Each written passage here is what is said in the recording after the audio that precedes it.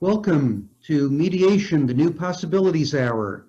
It is July 14th, 2020, and we're very happy today that our guest is Phyllis Pollack to talk about ethical issues in mediation. Phyllis is the principal of PGP Mediation.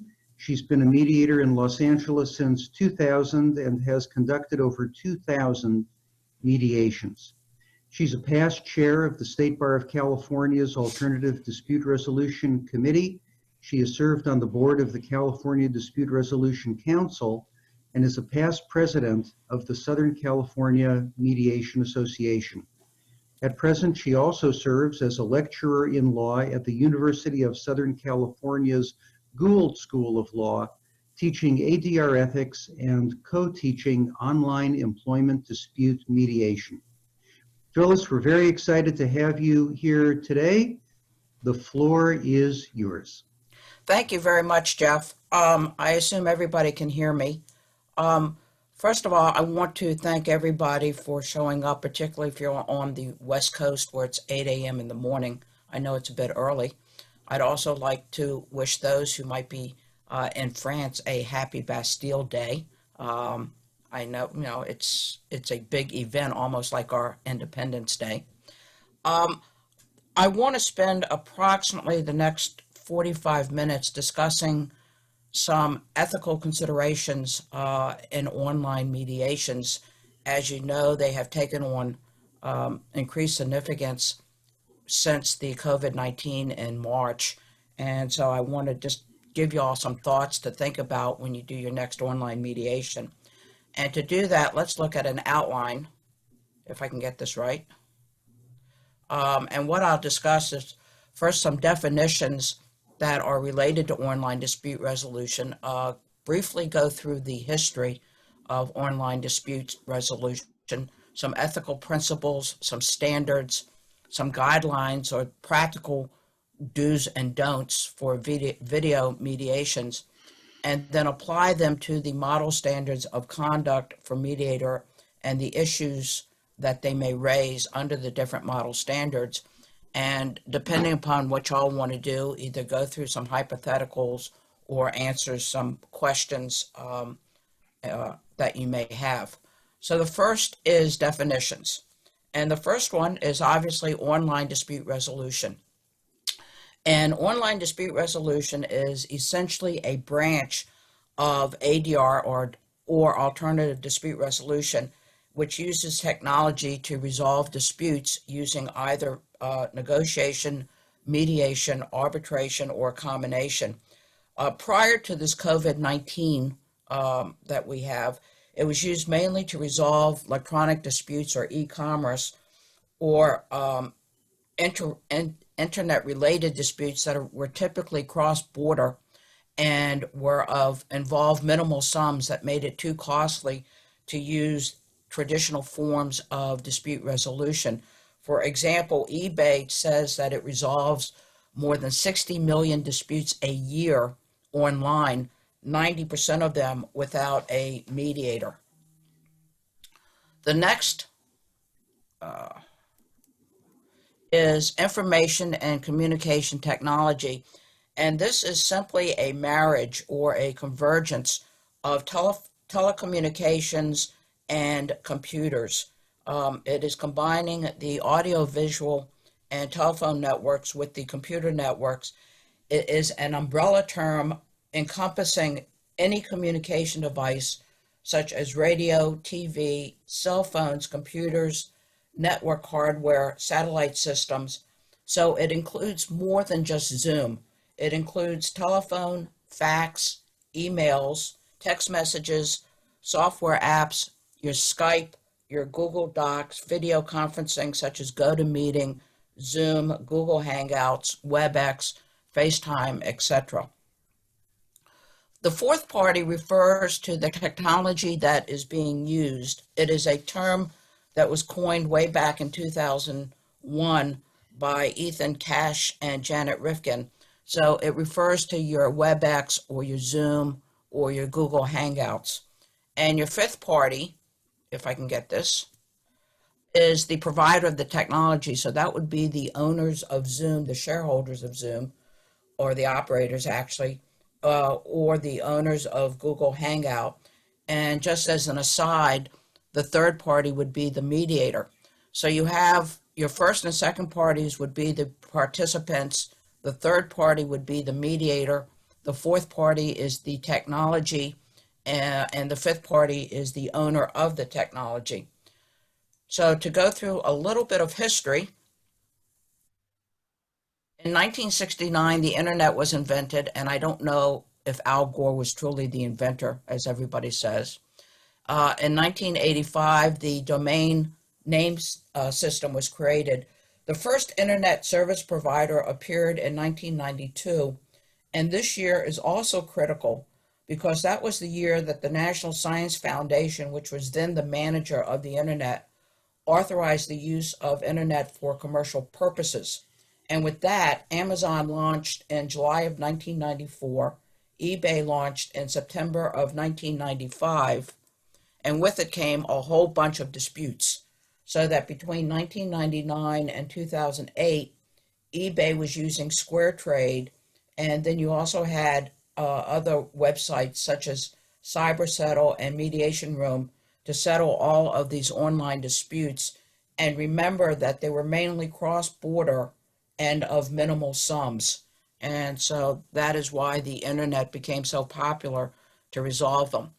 There are mainly two organizations that are involved with this online dispute resolution technology.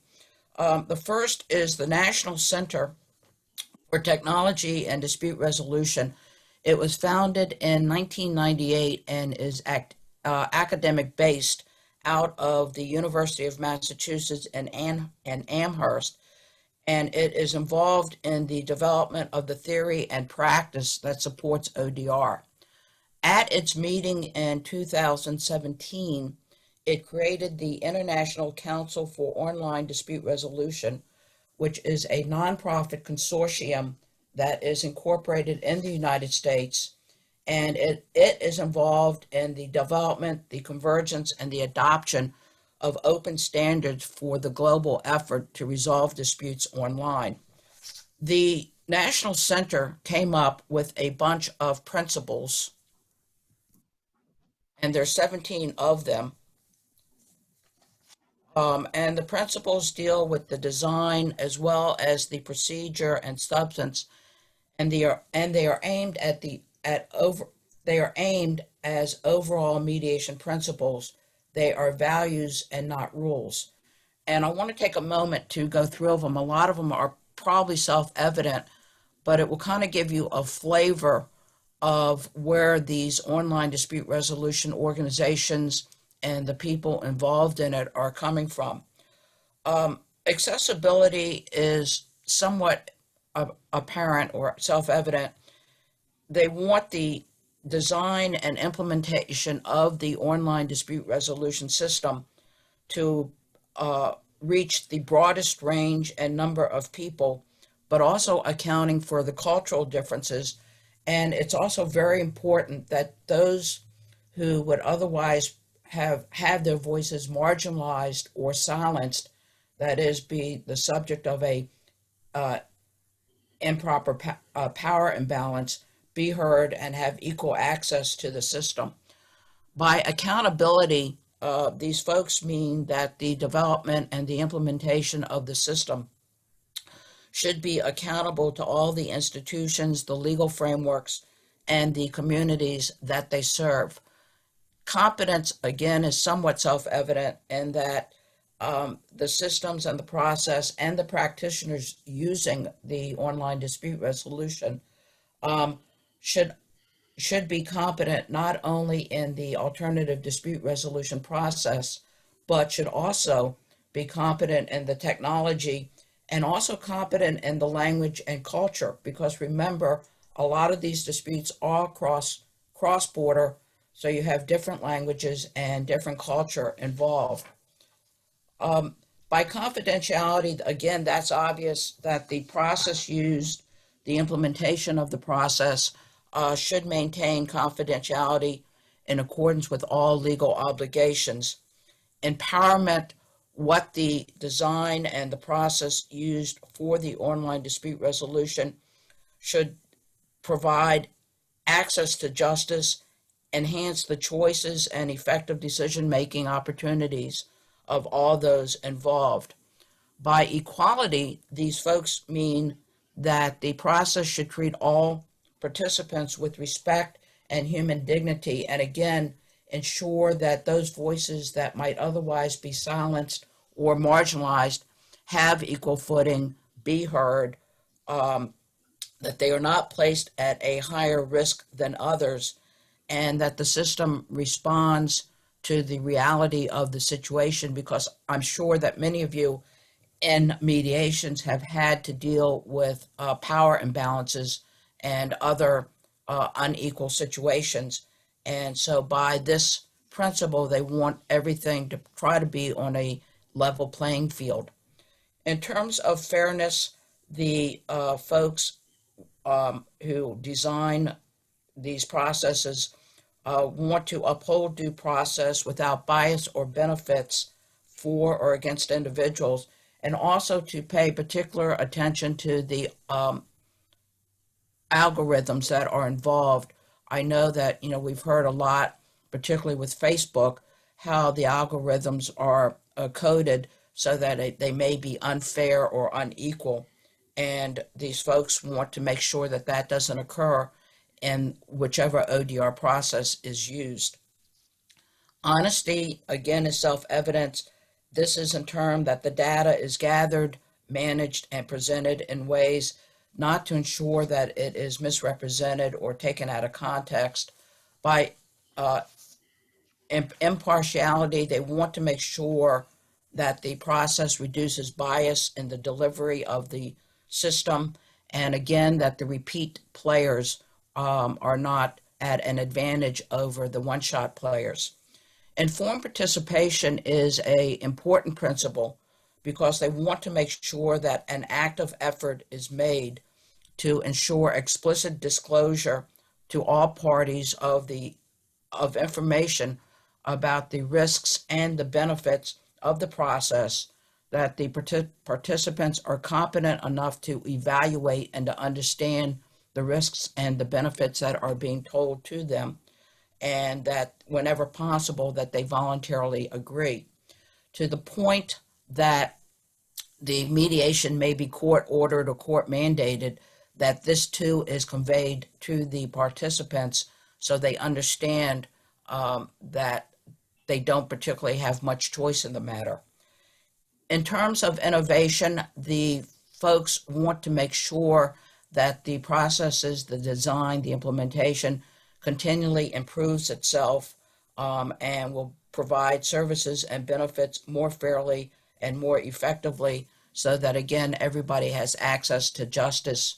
With respect to integration, they want to make sure that the system, both internally and externally, works seamlessly. In terms of legal obligations, they want to make sure that the process complies with all the laws of the jurisdictions. And remember, I said that many of these are cross-border, so they want to make sure that the parties are aware of which laws are applicable and which laws are going to be in force in the particular dispute resolution process. Neutrality is self-evident, that they want to make sure that the practitioner of the ODR process functions independently from the disputing parties and discloses any conflict of interest as soon as possible. Protection from harm is important in that the design and implementation of the ODR dispute resolution process should seek to prevent and minimize harm and risk to those partaking in the process, and again, to protect those that might otherwise be marginalized or have their voices silenced. Again, it wants to level the playing field and make sure that everyone has equal voice. Security is an important one. It wants to make sure that all reasonable efforts are made to ensure that the data and the communication between the parties is secure to the fullest extent, And the last, but certainly not the least, is transparency, that everything about the process is made very transparent to the parties, including, the form and the legal jurisdiction of the process, the identity of the parties, the data security, the confidentiality, and whatnot.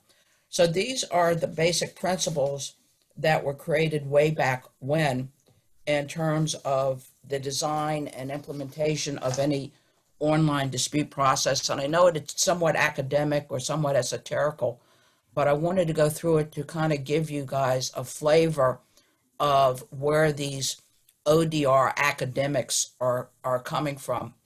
Now, the next one is out of these principles, the International Council came up with standards of practice that are aimed primarily at behavior. And you'll see that many of these standards are almost identical, if not identical, to the principles that we just used, that we just went through. For example, the first standard is accessible, and the ODR must be easy for the parties to find and participate, and it should be available in all forms, be it by smartphone or desktop. It should be at a minimal cost, and it should be easily accessible to all parties, no matter what their level of computer competency is, whether they are a first timer or this is their 50th Zoom mediation this week. Next is accountable. Again, it must be accountable to all the institutions, the legal frameworks, and the communities that they serve. The practitioner should be competent not only in doing the ADR process, but also in the legal and the technical aspects of using the ODR process, and also to be competent in the language and culture. Because again, and I know I'm sounding like a broken record, oftentimes these will be cross-border disputes, and so the practitioner must be aware of the different cultures involved and or the different languages.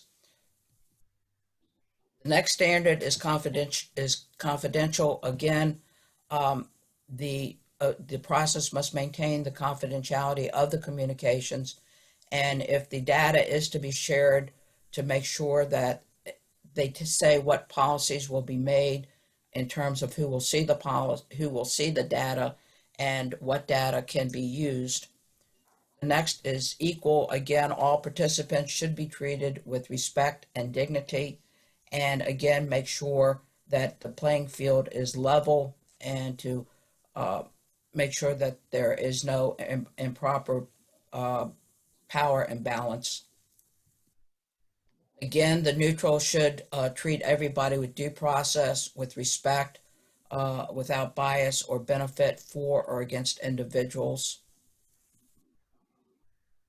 Legal, again, the process should abide by all the laws of the relevant jurisdictions. Again, the system should be secure, so that it is not shared with any unauthorized parties. And if there's a breach, the parties should be told about it as soon as possible.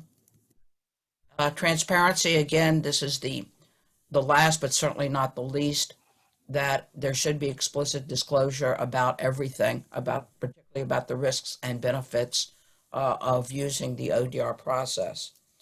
So those are the standards to think about.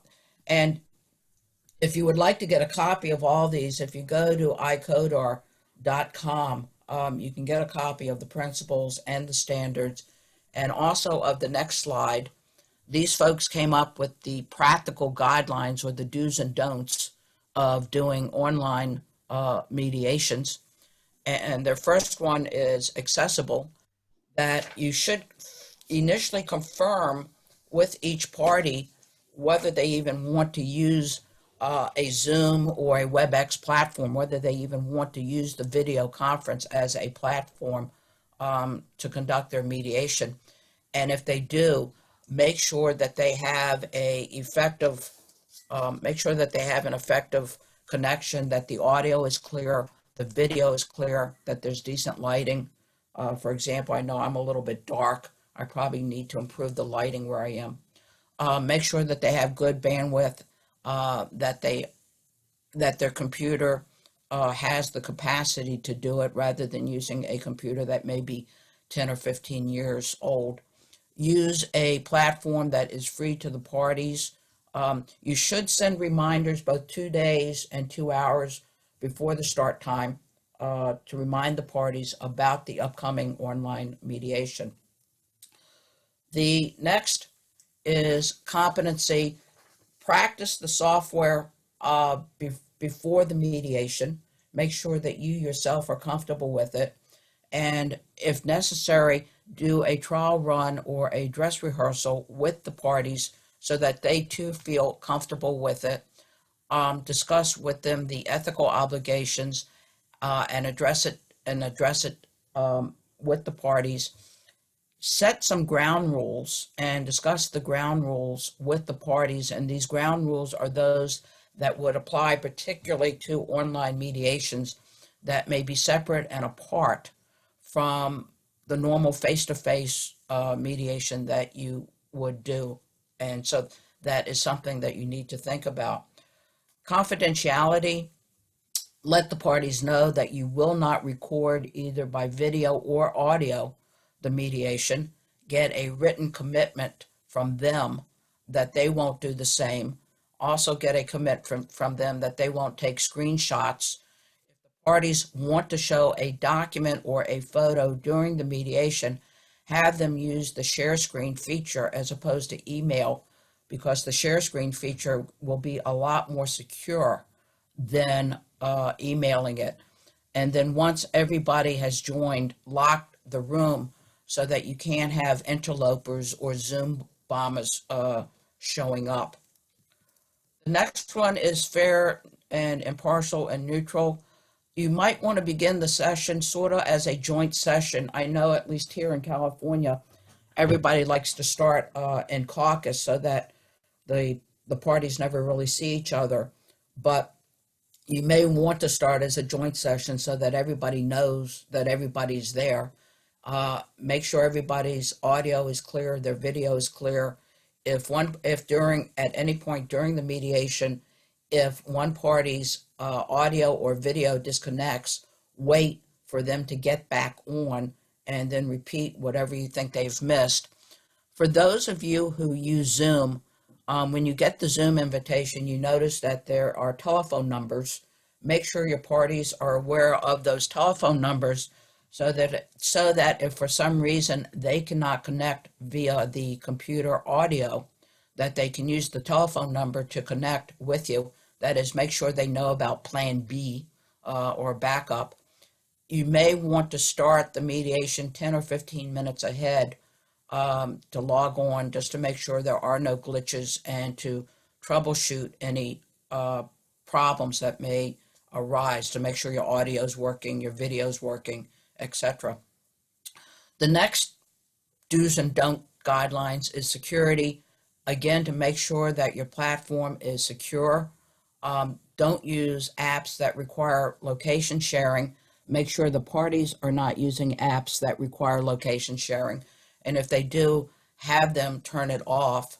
For those of you who might be using the free Zoom, I don't know if you realize it, but when you have more than 2 people, it closes down or times out after 40 minutes.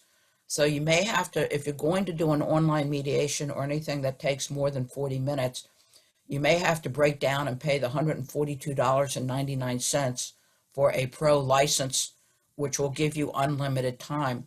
Because the worst thing you want to do is to be in the middle of a mediation and have it close down on you after 40 minutes. So make sure that you're not using some sort of video conference platform that ends at a set amount of time.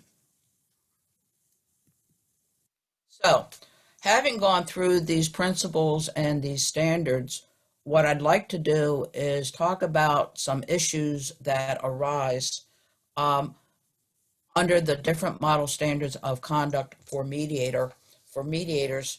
And these model standards were created originally in 1994 and were revised in 2005. and they are the joint effort of the American Bar Association, the American Arbitration Association, and the Association for Conflict Resolution. They are values, they are aspirations, as many mediators know. They're not rules, they're not set in stone, but they are something that mediators should aspire to use and apply during mediations. And the first one is self-determination, which I think is probably the most important. A mediator shall conduct a mediation under this principle, which is the act of coming to a voluntary, uncoerced decision in which each party makes a free and informed choice as to process and to outcome. And this raises a bunch of issues. And the issues that it raises is, first and foremost, do the parties even want to use the video conference platform? I've had a few mediations and the parties wanted to use telephone. I don't know if it was the fear of the unknown or what, but they did not want to use the video conference platform. So that's the first question you need to ask, is whether they even want to use it. If they do, the mediator must make sure that the parties understand the risks and the benefit of using the technology in terms of security and privacy issues. They also must make sure that the parties are literate in using the computer technology. Is there a power imbalance? Because as I mentioned, one of the people, it may be their 50th Zoom mediation that month, whereas the other one, it is the first time that they've ever done a video conference. You also want to make sure that there is equal access in terms that they have a sufficient bandwidth. I know I have attended various trainings and they have all told me not to rely on my Wi-Fi, but that I should create a separate Ethernet connection to make sure that I do have a strong internet connection. The other issue is the bias of the mediator to the particular technology. You may have some mediators who are very adverse to the technology or are Luddites, where other mediators are very pro-technology and they may be very pro towards a particular platform such as Zoom or WebEx. They may even have a financial stake or an interest in the technology. And so they're pushing one technology over another. The other thing, and I will mention this again, is whether the mediator is taking on the technology as an overhead cost and is absorbing it. You know, for example, as I said, the Zoom license is $142 a year or $149 a year, which is a cost, you know, that I would simply absorb, or whether they are passing it on through their fees to the parties. And again, this is something that should be made known to the parties. The next, in all of these model standards, there's like 4 points that you should always think about. And one is which platform to use, preparing the parties to work online, preparing yourself to work online, and then the conduct of the sessions. And so you should look at these standards from those 4 points.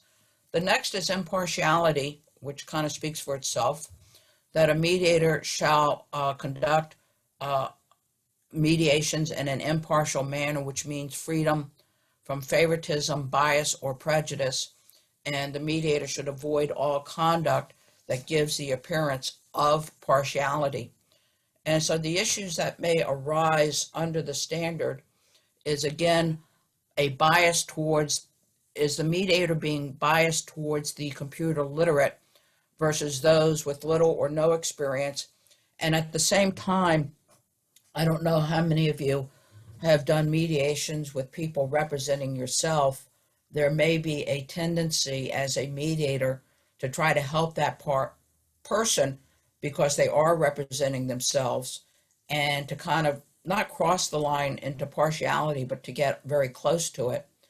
And the same thing may happen with those who are not computer literate, that the mediator who may have technology savvy may be bending over a little backwards to try to help the first timer, so that it may appear that the mediator may be a bit partial to that first timer.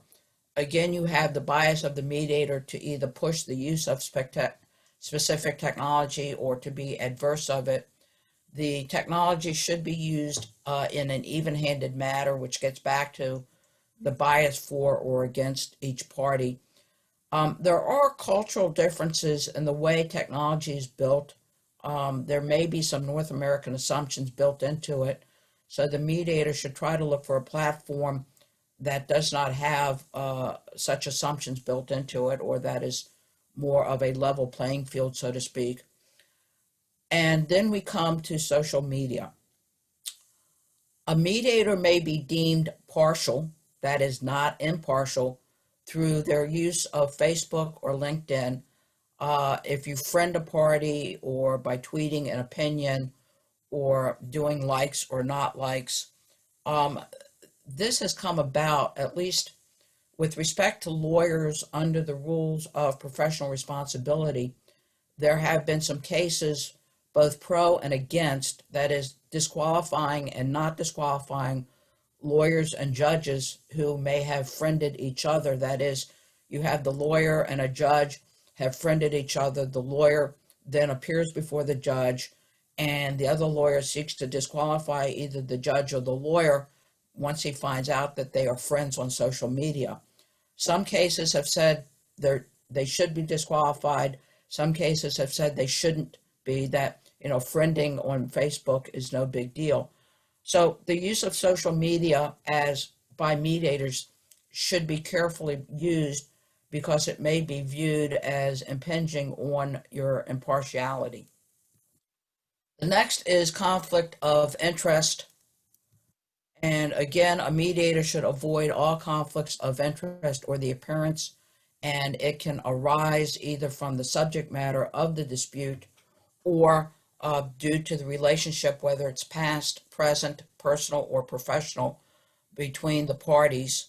The mediator should make an inquiry into the facts and should disclose the conflict as soon as it's known, whether it's before the mediation, during the mediation, or even after the mediation. Subsequent to the mediation, the mediator should be careful about forming relationships with any of the parties, because it may impinge or raise a question about the integrity of the mediation.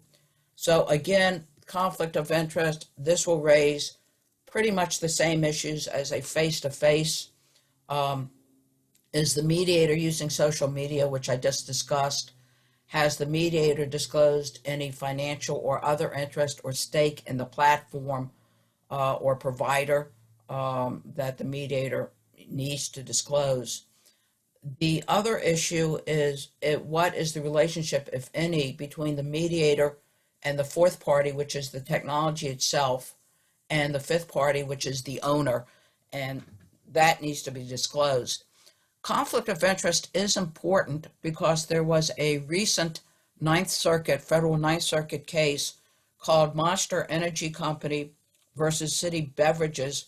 A JAMS arbitrator, the Ninth Circuit, vacated the award of a JAMS arbitrator because the JAMS arbitrator failed to disclose to the parties that it had a financial stake or was a shareholder in JAMS, and also failed to disclose that one of the parties had a substantial business relationship with JAMS, or in essence was a substantial repeat player. So if the mediator does have a financial stake in the video conference platform, it's important that the mediator disclose it. The next issue is competence, which I think is fairly self-evident at this point, that the mediator should have the competence in the technology as well as in the dispute resolution skills, and should take the training to acquire the skills needed. And if during the mediation the mediator realizes that her skills are not up to snuff and that she's having issues, she needs to address that immediately with the parties and take steps which would include perhaps withdrawing or requesting appropriate assistance. So the issues this raises are fairly obvious. Is the mediator comfortable with the platform enough so that the technology will not get in the way of resolving the dispute or interfere with the substance or the process? And the same applies with the parties. Are they too comfortable enough so that the use of the technology does not interfere with them resolving the dispute? I'm going to skip confidentiality for a moment, which is standard 5, and go to quality of process. And this too is a very important standard, I think, as many of you know. The mediation should be conducted in a manner that promotes diligence, timeliness, safety, procedural fairness, competency, and mutual respect of all the parties.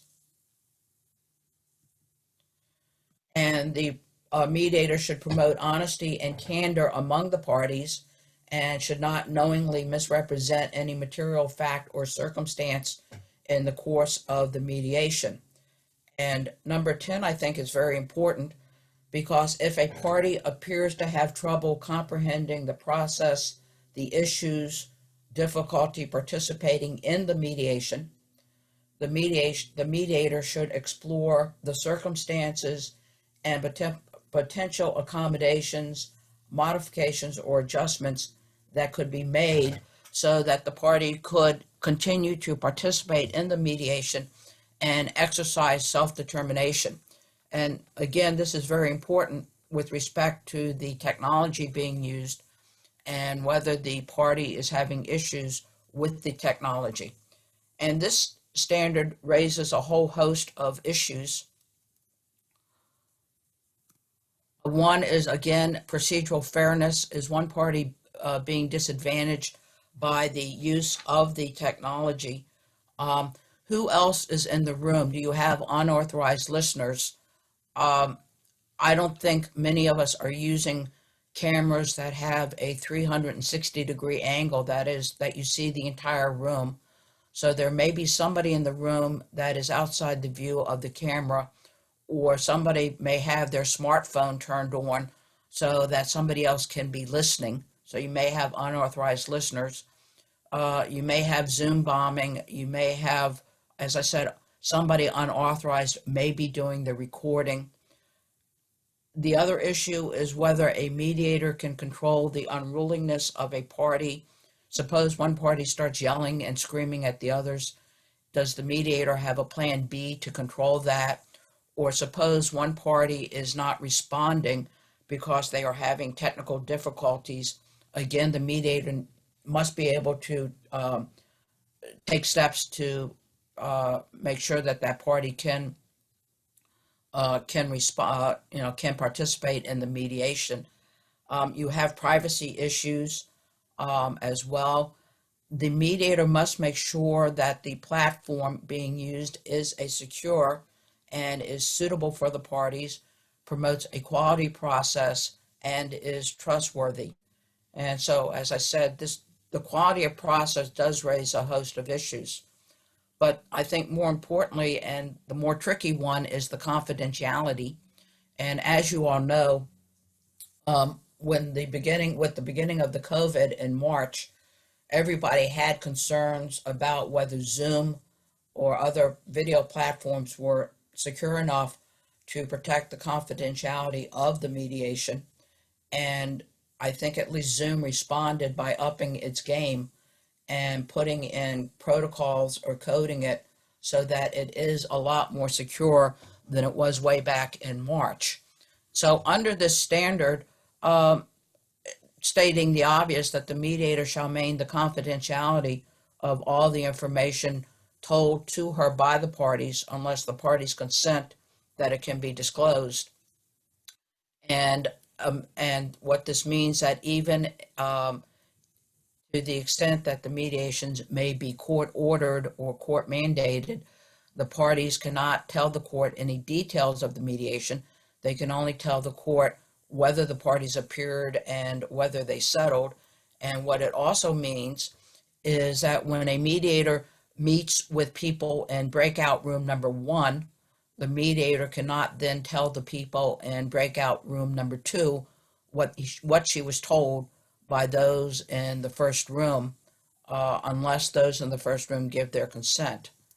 So the issues that this raises, again, the mediator should be aware of the security standards being used by the platform, including the protocols. And to some extent, it will be beyond the control of the mediator, because you may have Zoom bombings and glitches in technology, which are more or less up to the fourth and fifth parties. The mediator must be able to explain in understandable terms the perceived and actual risks to privacy and confidentiality inherent in the mediation. The mediator obviously should not use any platforms that has issues with security and privacy.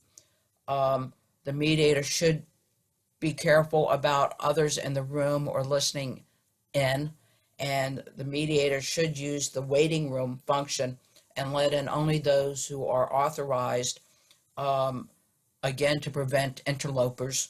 And the mediator should not stay logged in or while away.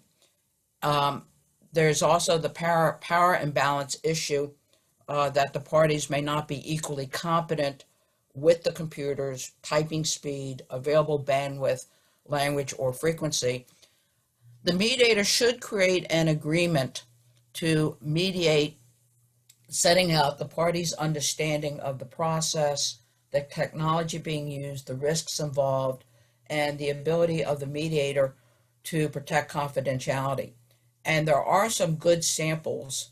In the spring of 2018, Amanda First, that's F-I-R-S-T, wrote an article in the Harvard Negotiation Law Review, which is volume 23, page 405, entitled A New Agreement to Mediate, Guidelines for Ethical Practice in the Digital Space, and her appendix A, B, and C has sample agreements to mediate online.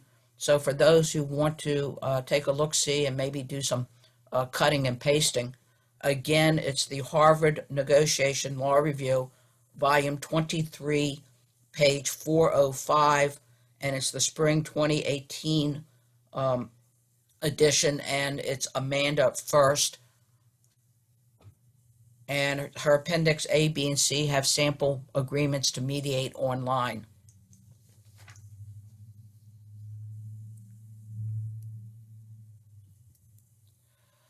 The next standard, advertising and solicitation. Again, a mediator should be truthful and not misleading about advertising or other communicating her skills and experience, which, in essence means that a mediator shouldn't say that they're comfortable with using video platforms when they've never used it or don't even know what Zoom is. They shouldn't include any promise as to outcome, and they shouldn't solicit in a manner that gives the appearance of partiality or undermines the integrity of the process. The next one is fees and other charges. The mediator should provide a complete, written, detailed information about fees, expenses, and other actual or potential charges that may be incurred in connection with the mediation. And if the mediator has, again, it should be in writing. And while the mediator can charge fees unevenly or an unequal fee agreement, the mediator should make sure that it does not affect her impartiality. I know many times you may have a defendant picking up all the fees, which is fine, but the mediator must make sure that it doesn't affect her impartiality or otherwise affect the integrity of the mediation. So the issues that are raised under these two is, again, is the cost of the platform a overhead cost being absorbed by the mediator, or is it extra? And if it's extra, the mediator should disclose it. is the mediator an investor in the platform, or does the mediator derive a financial benefit? Again, this must be disclosed. You have the social media issue, which we discussed. And finally, is the mediator misrepresenting her comfort zone with the use of the platform? Is she overstating her ability to use it? And with that, I am done. And we can either go to some hypotheticals or answer your questions and answers. According to my watch, we have about 10 minutes or so left. So Jeff, Phyllis, I will yes, send it back to you. Phyllis, that was terrific. Thank you very much. I'm sure everybody learned a lot from that, a very comprehensive review. I want to remind everybody this webinar is part of the Will Work for Food project. We don't charge for all this information and this great education. Rather, we ask people to contribute to a food bank of their choice if they like what they see, and how could they not? So please contribute to the food bank of your choice in honor of Phyllis, this great presentation, and the whole Will Work for Food project, which has been pioneered so wonderfully by Natalie Armstrong. So with that, I think if people have questions, we ought to take the questions. We have a manageable crowd today, so if people would simply like to unmute themselves and pose a question to Phyllis, I think that would be great.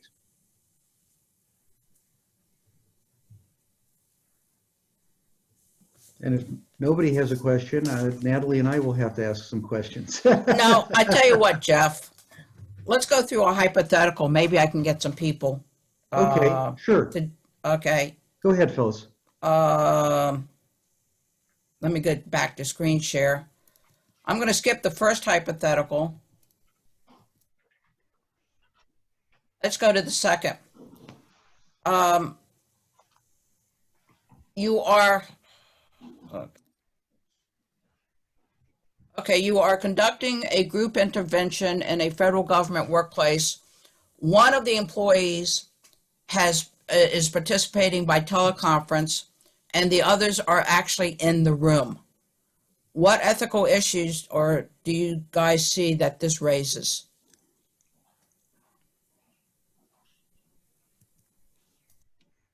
Well, I would think, Elliot Hurlin here, I would think that the person attending by phone would need to know who's present in the room, correct?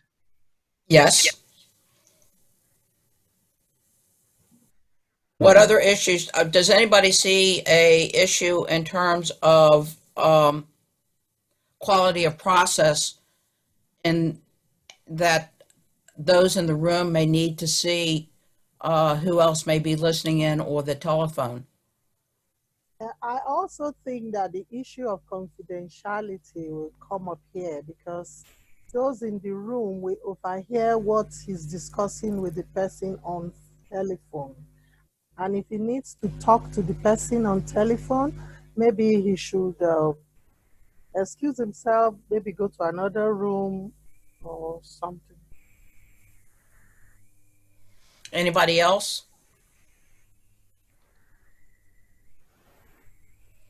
Do you think there is a issue of a power imbalance, and that the people in the room may have an upper hand vis-a-vis the mediator, so to speak, versus the one on the telephone, sort of out of sight, out of mind type of thing?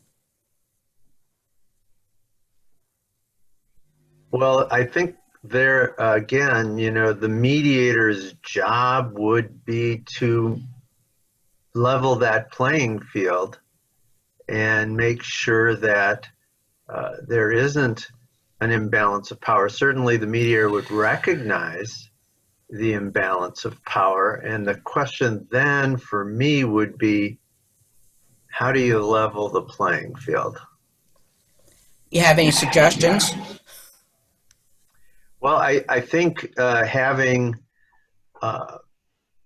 breakouts, confidential communications with one side or the other to provide some support to the person that's on their own, and also to caution those in the larger group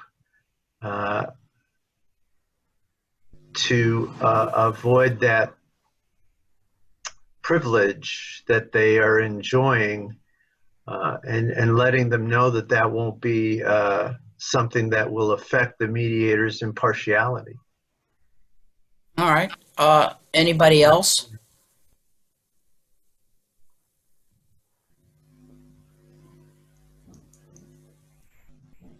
I'll say something, Phyllis. I Okay. don't have as one of my goals to balance the power. This is something I learned from Jim Melamed about 20 years ago. Because I'm impartial, I simply try to maximize each party's power, but it's quite common that there are imbalances just because of the nature of supply and demand. One party may have more leverage in a transaction. So I seek to maximize each party's power, but I don't worry about whether or not it's balanced or equal. It frequently won't be equal. You know, in response to that, Larry, I'm wondering if we have different definitions of power. I can see the power of a person's legal position and the mediator not ignoring that power in describing the advantage or disadvantage of that legal position, or the defenses regarding or the claims regarding the main issue. Phyllis, are you talking about a different sort of power, more psychological in nature, as opposed I'm just using the term power and balance as it's normally used in any type of mediation training. I'm I'm not putting any particular definition into it.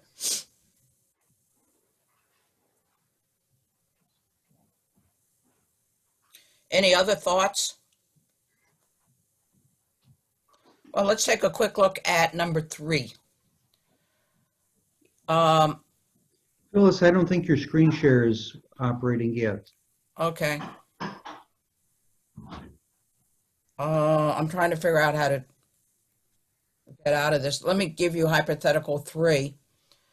You're mediating a dispute with the parties in 2 locations. When you all meet over video conferencing, one of the parties does not have their camera on, but you can hear them clearly.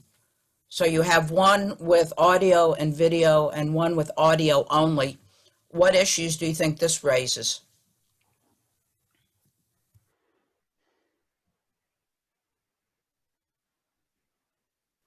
Well, in law school, I was quite the hand raiser, not very comfortable with the silence. So I would oftentimes raise my hand and participate.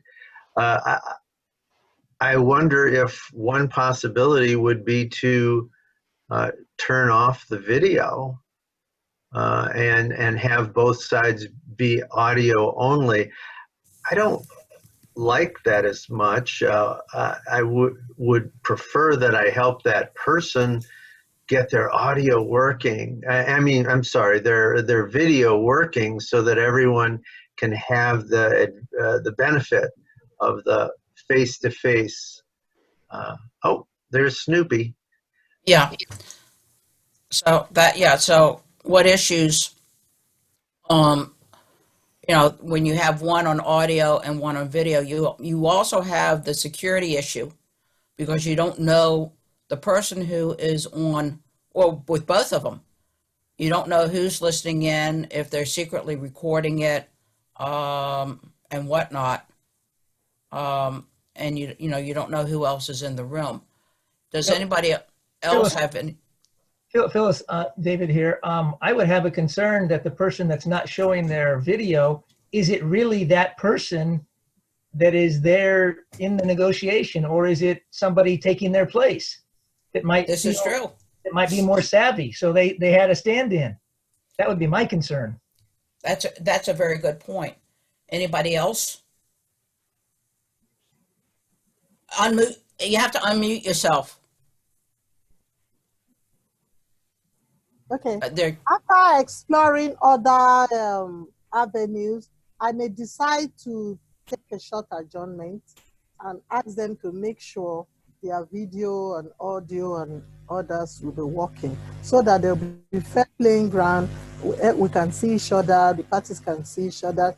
And if there's cause for suspect that there's a third party or on somebody not invited in the room, I can ask both parties to turn their camera around 360 degrees. So I'm sure there's no other party there. Anybody else have any concerns? What about confidentiality or security of the platform?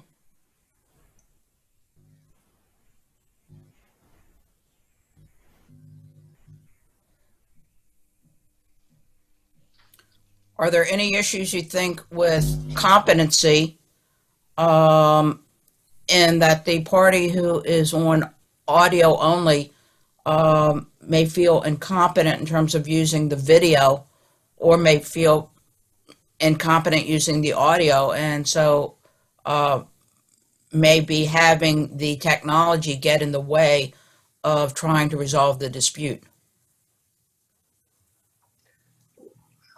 Again, I think that the answer of that is, of course. I guess if one was to write an article about all of these things, I would entitle it, "What's a Mediator to Do?" Because all of these things are wonderful, but how do I, as a mediator, in a separate location and not in the presence of, in the complete presence of these people, I can only trust, and I always want to trust that the parties participating in the process are going to be honest about how they're participating. I mean, what is a mediator to do? There's certain limits, I think, on achieving these aspirational goals. I don't know if anyone else has some thoughts on that. Do you think they're harder to achieve because you are online, you are doing this online, as opposed to face-to-face, a la pre-COVID? Well, yes.